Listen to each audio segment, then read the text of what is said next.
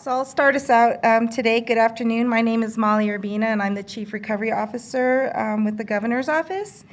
And I would like to start by thanking everyone for joining us today. And thank you, Larimer County and Commissioners Donnelly, Gator, and Johnson for hosting us today. We'd also like to welcome any other elected officials that I may have missed. I don't think so. But thank you for being here. And I think Commissioner Chair Gator wanted to say a few things before we got really rolling. So I'll let him do that.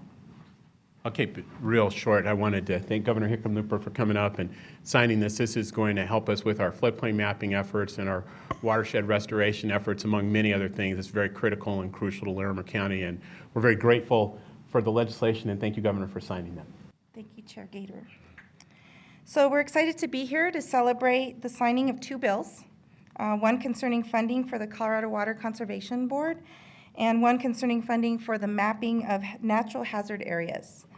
Both bills are a result of a lot of collaboration between state, local communities, and collaboration between the governor's office and other agencies at the state, and the legislators, of course.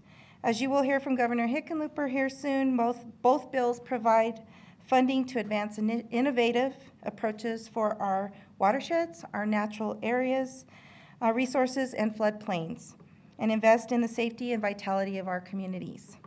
So as we continue to recover from historic flooding and look to more resilient future, these resources are critical. And our thanks to bill sponsors of these bills and the legislative leadership for your work on this. At this point, I'd like to introduce our great governor of the state of Colorado, Governor Hickenlooper.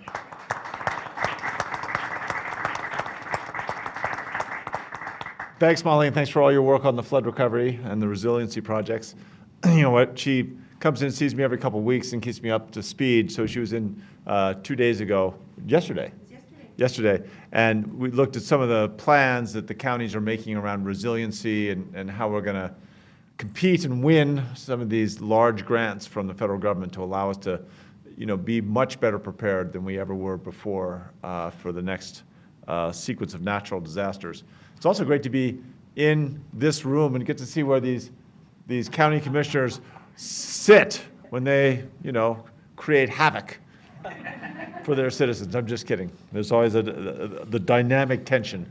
I was only looking at Lou on that. Want to recognize for the two bills, Senate Bill 253, Senator Jerry Sonnenberg on 253 and Representative Veal. They were the prime sponsors on those. For 245, Senator Grantham was a prime sponsor, and Representative Young, also a prime sponsor. There's Senator John Kafalis. Welcome. We're going to do the flood bills first, and then we'll continue on with our whirlwind bill signing. 253, Senate Bill 253 is the Colorado Water Conservation Board Construction Fund Project.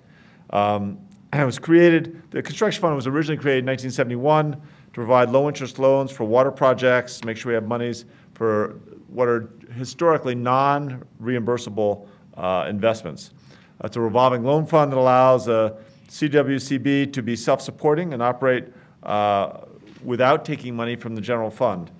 This year provides $6.28 million in low-interest loans for watershed protection, flood control programs, satellite monitoring of stream gauge systems, and a variety of other projects that are all kind of related to that hydrologic infrastructure.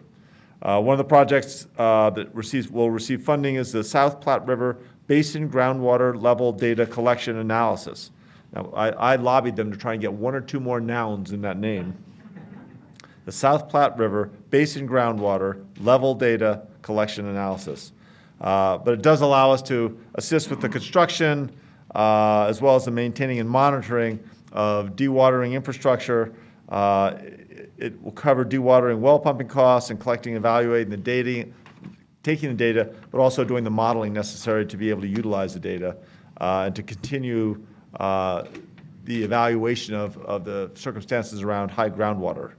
Another great bill that we already signed, Senate Bill 15245 to provide state funding to map natural hazard areas. And this bill creates this natural hazard mapping fund. The Colorado Water Conservation Board is going to use the funds for floodplain mapping, erosion zone mapping, and debris flow mapping. And again, those sound like kind of tired words that, you know, after the flood, they don't have as much emotional impact. Flood zone mapping, erosion zone mapping, debris flow mapping. But each one of those are incredibly destructive in their own rights. And having a real idea of where the risk is greatest and where it's less critical is invaluable. And we are going to accelerate, Molly and I were talking about this yesterday, accelerate all these maps. Historically, this mapping will take 10 or 20 years, and we just don't have that time. We've got to get these done in much quicker processes. The flood in September of 2013 not only, impacted 24, literally think about that, more than a third of our counties, but it also changed our floodplains and what we think about floodplains and what we've always thought of as a 50-year flood or a 100-year flood. Communities need the relevant information in real time if they're going to rebuild, to know as we rebuild, where is it appropriate to put different uses. Hopefully that'll allow us to avoid some of the worst impacts and certainly in all cases lessen the impacts the next time it rains as hard as it did in September of 2013. I think we've all seen the incredible destructive power that these floods can have. And this will go a long way to making sure that the destruction is diminished. Okay?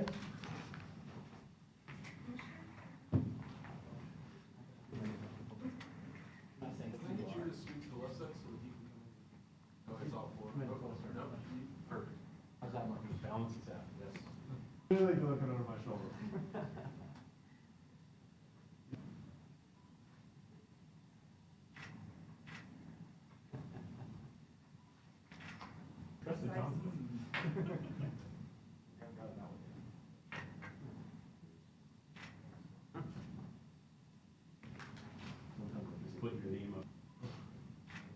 Perfect. The law.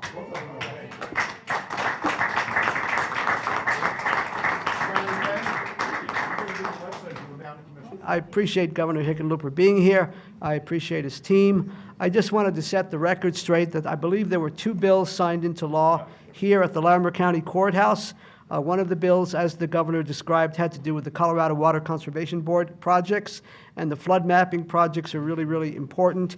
Having served on the Flood Disaster Study Recovery Committee, I know that that's really important work, so I'm glad that that was signed into law. But once again, just to set the record straight, the second bill was a bill that I was involved in, House Bill 1358, which concerns differential response, which basically is a bill that will help ensure that children are safe in the child welfare system and do our best to keep families whole.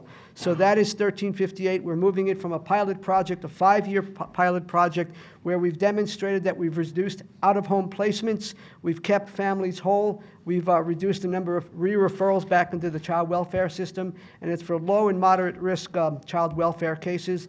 Mr. Governor, I'm really happy and pleased that you signed that darn bill into law. Thank you, sir. And you go now. You go.